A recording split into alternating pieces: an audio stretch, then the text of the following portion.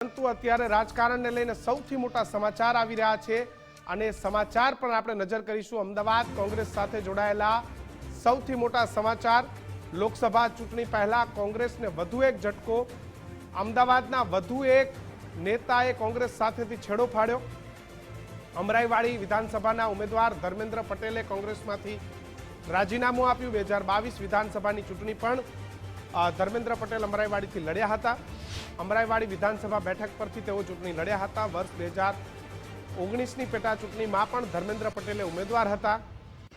ધમભાઈના નામથી જાણીતા ધર્મેન્દ્ર પટેલે રાજીનામું આપ્યું છે। 2019 પેટા ચૂંટણીમાં ખૂબ ઓછી સરસાઈથી ધર્મેન્દ્ર પટેલે ચૂંટણી હાર્યા હતા।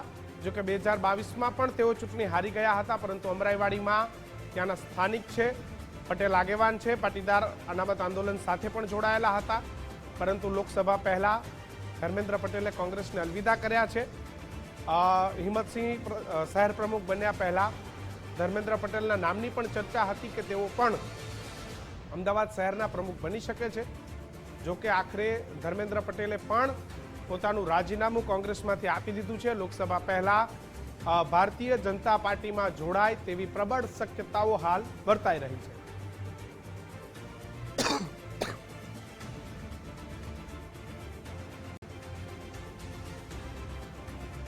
અમરાઈવાડી વિસ્તારનો સ્પષ્ટ ચહેરો। કોંગ્રેસ 2019માં અમરાઈવાડી બેઠક પર સૌથી સારું પ્રદર્શન એ ધર્મેન્દ્ર પટેલે કર્યું હતું। જાણીતા બિલ્ડર છે, અમરાઈવાડીના સારા એવા ઉદ્યોગપતિ પણ તેઓ છે, કોંગ્રેસ સાથે જોડાયેલા હતા।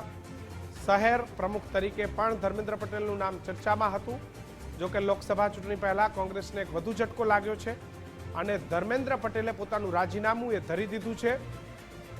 ભારતીય જનતા પાર્ટીમાં જોડાય તેવી પ્રબળ શક્યતાઓ છે। પાટીદાર અનામત આંદોલનથી આ ચહેરોએ ચર્ચામાં આવ્યો હતો, ત્યારબાદ કોંગ્રેસનો હાથ પકડ્યો હતો। 2019 પેટા ચૂંટણીમાં માત્ર 4000, 3000થી 4000 વોટ વચ્ચે ધર્મેન્દ્ર પટેલની હાર થઈ હતી। 2022માં પાર્ટીએ તેમની પર ફરી એક વખત વિશ્વાસ મૂક્યો, ફરી તેઓ ચૂંટણી લડ્યા। જો કે ત્યારે પણ તેઓ ચૂંટણી હારી ગયા। લોકસભાની ચૂંટણી આવી રહી છે અને ધમભાઈના નામથી જાણીતા ધર્મેન્દ્ર પટેલે આખરે કોંગ્રેસને અલવિદા કરી છે। શહેર પ્રમુખ તરીકે પણ તેઓનું નામ એ ચર્ચામાં હતું, પરંતુ તેઓને ન બનાવ્યા। હિંમતસિંહ પટેલે પ્રમુખ બન્યા। ધર્મેન્દ્ર પટેલ આપણી સાથે જોડાયા છે। ધર્મેન્દ્રભાઈ, ખૂબ ખૂબ સ્વાગત આપનું ગુજરાત ફર્સ્ટ પર। નમસ્તે, થેન્ક યુ। ધર્મેન્દ્રભાઈ, રાજીનામું આપવાનું કારણ? બસ સ્વૈચ્છિક મેં રાજીનામું આપ્યું છે। કોંગ્રેસમાં 5 વર્ષથી મહેનત કરીએ છીએ પાર્ટી માટે અને પાર્ટીમાં શિસ્ત લાવવાનો પણ પ્રયત્ન કરીએ છીએ અને પ્રોટોકોલ સાચવવાનો પણ પ્રયત્ન કરીએ છીએ, પણ એ થતું નથી અને બધા કાર્યકર્તા હોય કે વિસ્તારના જે બધાનું કામ હોય એ પરિપૂર્ણ નથી કરી શકતા, એટલે આજે મેં રાજીનામું આપ્યું છે। ભાજપમાં જોડાવાના છો? ના, એવું કોઈ નથી। અત્યારે કોંગ્રેસમાંથી મેં રાજીનામું આપ્યું છે। પણ અમારા સૂત્રો તો કહી રહ્યા છે કે ધર્મેન્દ્રભાઈ પટેલે ગમે ત્યારે કેસરીઓ ધારણ કરશે। હજુ તો આજે મેં રાજીનામું સ્વૈચ્છિક આપ્યું છે અને મેં પ્રદેશ પ્રમુખને રાજીનામું મોકલી દીધું છે। ધર્મેન્દ્રભાઈ, કોંગ્રેસે 2 વખત ટિકિટ આપી, આપનું નામ શહેર પ્રમુખ તરીકે પણ હતું, એટલે કોંગ્રેસે તો આપણને ઘણું આપ્યું। ભાજપ શું 27માં ટિકિટ આપવાની છે? હજુ ભાજપમાં જોડાવાનો કોઈ નિર્ણય હજુ લીધો નથી। હજુ તો મેં રાજીનામું આપ્યું છે। હું બધા ફેમિલી મેમ્બર્સ અને મિત્રોને હજુ તો મળીશ, જે મારા બધા કે એ પ્રમાણે હું આગળ વધીશ। અચ્છા, કોઈ નેતાઓ માટેનો આપણને તકલીફ ખરી? કોઈ નેતાથી આપણને ના ગમ્યું હોય કોઈનું વર્તન? કેમ કે બધા જે કોઈ રાજીનામા આપીને ગયા છે આ જ રટણ કરતા હોય છે એમ। શું કીધું આપે?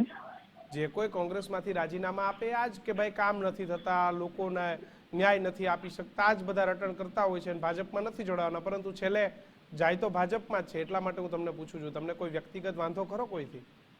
ના, વ્યક્તિગત વાંધો નથી। પાર્ટી લેવલે મને પાર્ટીએ ટિકિટ આપી હતી। પાર્ટીનો 5 વર્ષથી કાર્યકર્તા તરીકે મેં ભૂમિકા મારી જે હતી એ તાકાતથી એકદમ સારા વિચારથી મને કામ કરવાનો પ્રયત્ન કર્યો છે। ક્યાંક કદાચ કંઈક કામ કરવામાં રહી ગયું હોય તો હું બધા કાર્યકર્તાના ચલો, ખૂબ એમની ખૂબ આભાર માફી માંગુ છું. ધર્મેન્દ્રભાઈ, ખૂબ ખૂબ આભાર. એ તો સમય જ બતાવશે કે ધર્મેન્દ્ર પટેલે આખરે ક્યાં જાય છે. જો કે હાલ રાજીનામું આપી દીધું છે લોકસભા પહેલા, કોંગ્રેસને વધુ એક ઝટકો.